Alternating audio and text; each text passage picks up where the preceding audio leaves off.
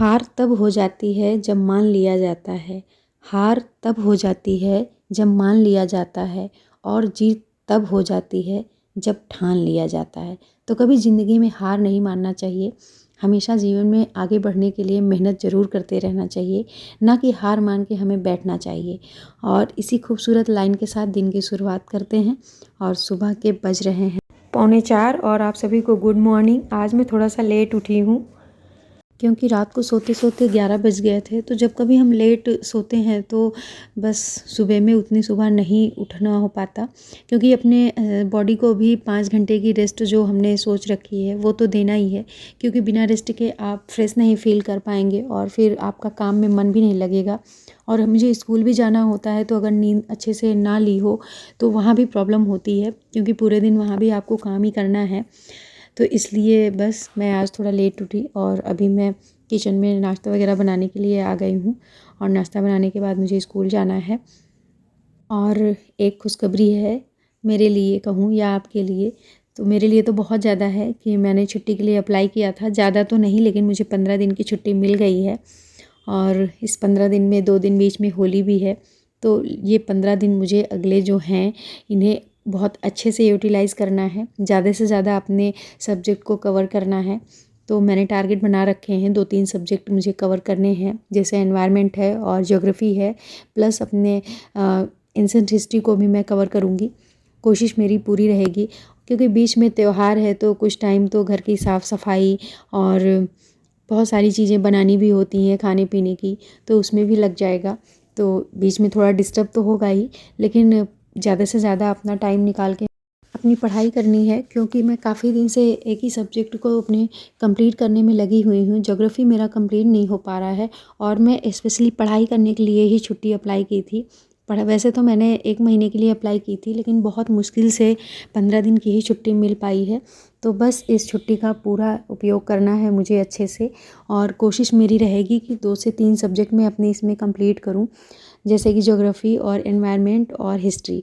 और अभी मैं आ गई हूँ स्कूल। अनार के दाने लाल लाल, अनार के दाने लाल लाल, आम खाता मिट्ठू लाल, आम खाता मिट्ठू लाल, इमली खट्टी मीठे बेर, इमली खट्टी मीठे बेर, ईख के खेत से निकला सेर, ईख के खेत से निकला सेर, उल्लू की है आंखें गोल, उल्लू। और अभी मैं स्कूल से वापस आके मैंने चाय वगैरह पी ली है और रेस्ट भी कर लिया मैंने। और शाम के 5 बज रहे हैं लगभग, और मैं अपनी पढ़ाई की तरफ रुख कर लिया है। और एक तरफ मेरी बेटी भी पढ़ रही है, वो 11th क्लास में है, अभी उसके एग्ज़ाम्स चल रहे हैं, तो वो भी अपनी तैयारी में लगी हुई है और मैं भी अपनी तैयारी में लगी हुई हूँ।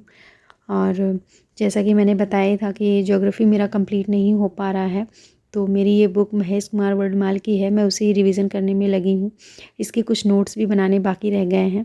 तो बस इन छुट्टियों में मेरा यही टारगेट है कि अपनी ज्योग्राफी को अच्छी तरह से रिवीजन भी करना है और उसकी नोट्स भी कंप्लीट करनी है, और साथ ही एनवायरनमेंट को भी टाइम देना है। और क्योंकि आप सिर्फ बुक्स को पढ़ के और नोट्स को पढ़ के नहीं कंप्लीट कर सकते हैं, उसके साथ पूर्वावलोकन है और जो पीवाईक्यूज़ हैं उन्हें भी कंप्लीट करना होता है। अगर हम पीवाईक्यूज़ नहीं सॉल्व करेंगे तो हमें इतना कॉन्फिडेंस नहीं आता है कि हमने क्या पढ़ा है, कितना हमें आता है, कितना हमें याद रह गया है। तो वो सारी चीज़ें हम पीवाईक्यू जब सॉल्व करते हैं तभी हम कर पाते हैं अच्छे से, तभी हम जान पाते हैं कि हाँ, हमें कितना अभी और तैयारी करने की ज़रूरत है, कितनी तैयारी मेरी हो गई है। तो वो सारी चीज़ें जब हम क्वेश्चन सॉल्व करते हैं तभी क्लियर हो पाती हैं। तो इसलिए जब भी आप बुक्स को पढ़ें उसके बाद नोट्स बनाएं और रिवीजन अच्छे से करें और पूर्वावलोकन ज़रूर लगाएं। उसके साथ साथ आप पीवाईक्यू की जो बुक्स होती हैं उसे भी आप ले सकते हैं और उसे भी सॉल्व करें, क्योंकि पीवाईक्यू सॉल्व करने से एक कॉन्फिडेंस आता है और एक टाइमिंग का भी हो जाता है कि हाँ, मैं इतने टाइम में कितने क्वेश्चन सॉल्व कर पा रही हूँ। जब भी हम एग्जामिनेशन हॉल में जाएं तो ऐसा ना हो कि एग्ज़ाम देते टाइम ही कम पड़ जाए और हम सॉल्व ना कर पाएँ। ऐसे ही आप अपने सारे सब्जेक्ट्स को, बुक्स को पढ़ें और अपनी नोट्स बनाएं, खूब अच्छे से रिवीजन करें और पूर्वावलोकन ज़रूर सॉल्व करें और उसके बाद पीवाईक्यूज़ भी ज़रूर सॉल्व करें। उससे आप में एक अच्छा सा कॉन्फिडेंस आता है और जब एग्ज़ामिनेशन में हॉल में आप जब जाते हैं तो कुछ भी नया नहीं लगता है, एक अलग ही कॉन्फिडेंस रहेगा और आप अच्छे से क्वेश्चन पेपर को सॉल्व कर पाएंगे। और इसी के साथ वीडियो का एंड करते हैं। वीडियो अच्छी लगे तो एक लाइक ज़रूर करें। Bye bye, take care, good night.